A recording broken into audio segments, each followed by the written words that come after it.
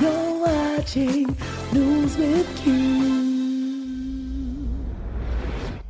All right, ladies and gentlemen, we are now down to the news segment part of our show where Q keeps us updated on what's going on in our world and where he watches the news so you don't have to.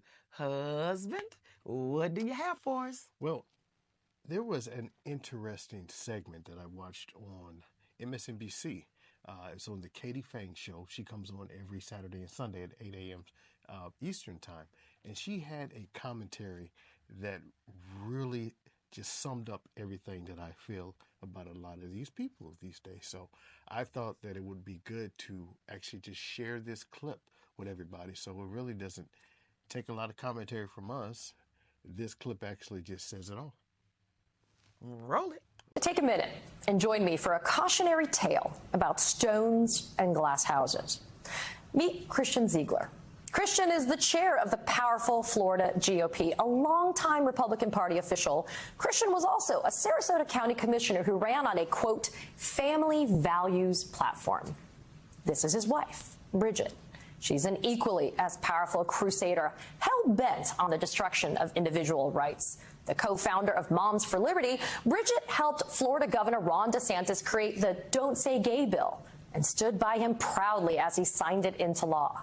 She also enjoyed favorite child status with Ron DeSantis, who appointed her to the board that runs Disney World's infrastructure.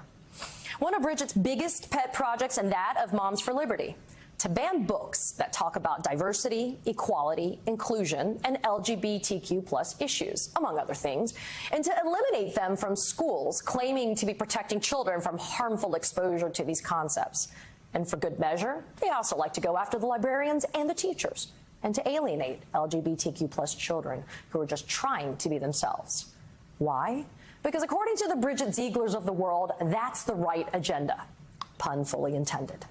So this holier-than-thou conservative husband and wife have now admitted to at least one consensual threesome with a longtime friend of Christian's. And Christian is being accused of rape by that woman. She claims that he sexually assaulted her inside of her own home after she turned him down for yet another threesome with Bridget. The accuser has told the police she didn't want to have sex with Christian only because Bridget wasn't going to be there, and she was, quote, more in it for her. Christian has denied raping the woman and says it was consensual sex. But Christian has also confessed to recording this incident, which he said he initially deleted, but then later decided to upload it to a Google Drive. Law enforcement is now investigating the woman's claims, and there have been several calls for Christian and Bridget to resign from their positions of power and influence. This tale isn't fiction. It's reality. And the most real part of this is the hypocrisy of not only the Zieglers, but of the Republicans. Look, it's your business to do what you want to do. It's certainly not my business to tell you how to conduct yourself in the privacy of your bedroom. If the married Zieglers want to participate in a consensual sexual encounter with another woman, that is their business. And with an allegation of rape having been made against Christian Ziegler, the justice system will play its part. But when Bridget Ziegler decides to tell you and me what we should do, with whom, when, and how, I've got a problem.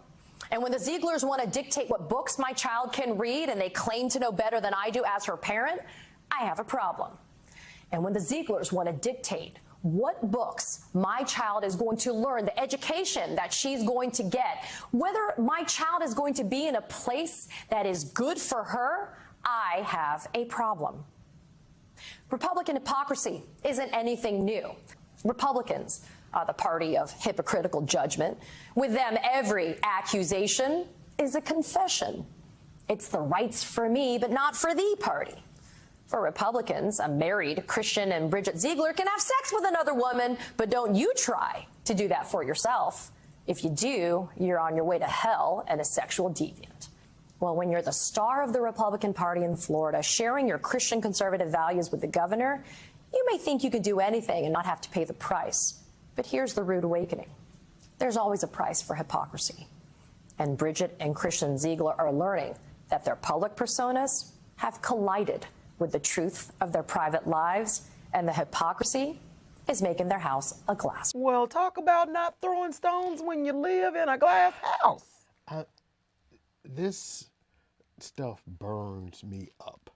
They protest so much against everybody else and trying to tell everybody else how to live their life. Yeah, absolutely. But have just a front up about them, you know, claiming themselves to be Christian, but having a threesome. Yeah, yeah. But my kids, you know, in Florida can't read about, you know, Anything Black with history. diversity in it. Yes. Yeah. And I was like, this whole commentary that she gave to me just kind of summed up just the hypocrisy. It is just sickening.